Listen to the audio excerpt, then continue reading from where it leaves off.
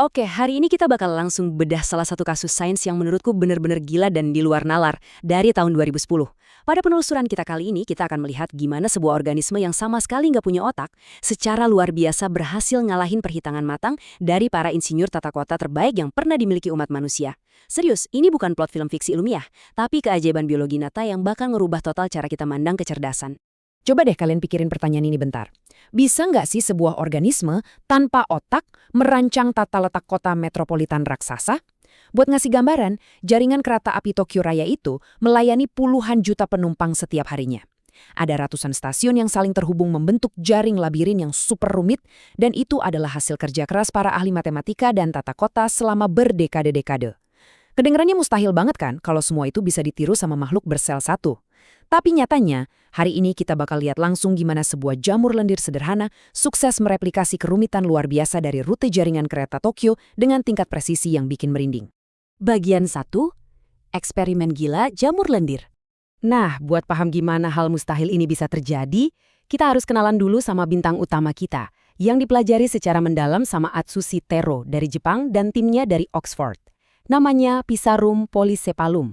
Kalau dibahasakan secara sederhana, ini cuma sejenis jamur lendir berwarna kuning terang. Poin paling krusial yang harus kita ingat dari awal adalah makhluk ini beroperasi tanpa pemikiran sadar sedikit pun.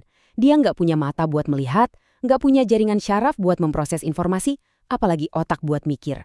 Seluruh pergerakannya murni didorong sama satu hal aja, insting biologis untuk bertahan hidup dan mencari makan. Lanjut ke bagian 2, simulasi maket Tokyo Raya. Terus, gimana cara ilmuwan nguji kemampuannya? Mungkin di kepala kalian sekarang kebayang ada makhluk lendir raksasa seukuran Godzilla yang merayap pelan-pelan nutupin stasiun kereta sungguhan di Tokyo. Wah, mari kita luruskan dulu nih. Alam nyata jelas nggak bekerja kayak film Hollywood. Di dunia nyata, stasiun dan jalanan Tokyo itu 100% aman. Kenapa? Karena aspal kota yang panas dan kering itu ibarat neraka buat makhluk ini. Kalau mereka dibiarin merayap di jalanan, mereka bakal langsung mengering dan masuk ke fase mati suri. Habitat asli mereka tuh sangat rapuh. Mereka cuma bisa hidup tenang di hutan yang lembab, gelap, dan sejuk. Ya, kira-kira kayak di bawah tumpukan daun basah atau kayu membusuk di hutan rimbun seperti kuil Meiji Jingu.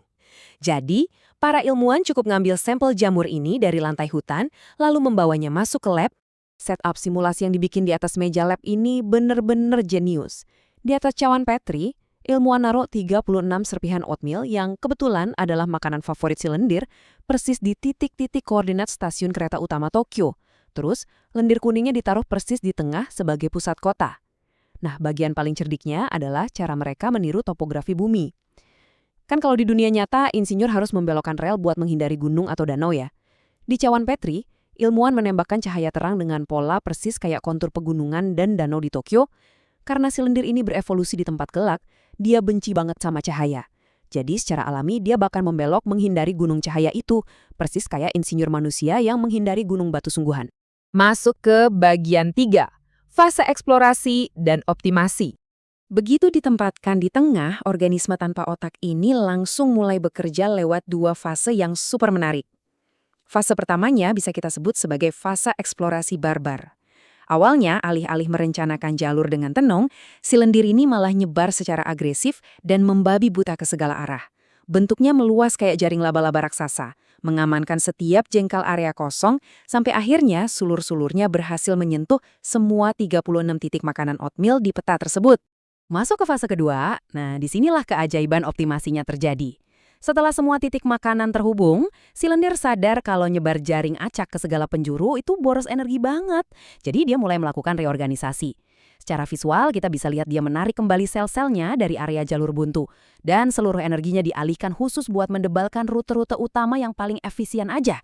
Dia literally mangkas jaringannya sendiri buat bikin rute paling cepat dan hemat energi. Dan kalian bisa tebak butuh waktu berapa lama? Cuma 26 jam. Iya. Dalam waktu sehari lebih sedikit, sel tunggal ini udah berhasil memfinalisasi desain jaringan tata kota yang super kompleks. Hasil akhirnya, wah bener-bener di luar dugaan. Waktu ilmuwan numpuk foto hasil jaringan lendir yang udah dioptimasi ini ke atas peta asli rel kereta Tokyo, hasilnya bikin merinding. Bentuk rute bikinan si lendir ini nyaris identik 100% dengan tata letak asli jaringan kereta Tokyo. Bagian 4. menampar ego insinyur manusia. Fakta ini jelas jadi tamparan keras buat ego manusia. Mari kita bandingin. Sistem rel manusia itu butuh pengerjaan berpuluh-puluh tahun, ngelibatin ratusan insinyur jenius dan ahli matematika. Sementara desain lendir cuma butuh 1 hari, dilakukan oleh 1 sel, murni pakai insting biologis.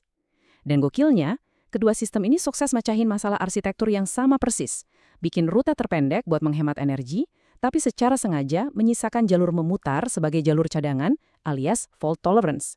Jadi kalau ada satu rel utama putus, pasokan nutrisi, atau kalau di manusia, kereta, tetap bisa lewat rute alternatif. Lendir ini sukses nerapin konsep fault tolerance tingkat tinggi tanpa punya satupun sel otak buat mikir. Bagian 5. Fisika fluida, bukan kuantum.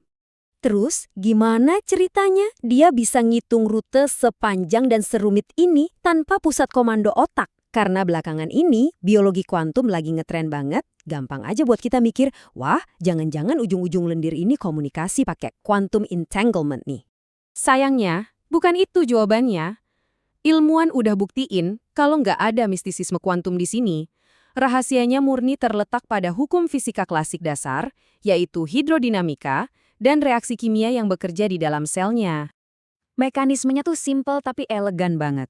Pertama, waktu si lendir nyentuh oatmeal, makanannya ngelepas zat kimia yang bikin ujung lendirnya berdenyut lebih cepat. Kedua, denyut yang kuat ini bertindak kayak jantung yang memompa lebih banyak cairan sitoplasma ke arah sumber makanan. Terus yang ketiga, nah ini kuncinya. Karena ada hukum tekanan cairan, pipa biologis yang trafik cairannya deras bakal otomatis melebar. Sebaliknya, pipa di area buntu yang sepi aliran perlahan-lahan menyusut dan diserap lagi. Lewat permainan tarik tambang tekanan air ini, sebuah jalan tikus yang sibuk bakal otomatis diubah jadi jalan tol utama. Mekanika fluida murni menyelesaikan labirin yang super rumit. Masuk ke bagian terakhir, bagian 6. Masa depan algoritma biologis. Dari eksperimen cawan Petri ini, kita jadi sadar satu hal penting. Ternyata interaksi kimia dan fisika sederhana yang terjadi di dalam seekor jamur lendir itu sanggup ngalahin perhitungan teknis dari insinyur terbaik kita. Alam semesta membuktikan kalau ia punya algoritma biologis tangguh yang bisa memecahkan teka-teki jaringan spasial skala raksasa tanpa butuh kesadaran sama sekali. Dan tahu nggak apa yang terjadi sekarang? Ilmuwan komputer kita literally nyontek algoritma pencarian makanan si lendir hutan nih.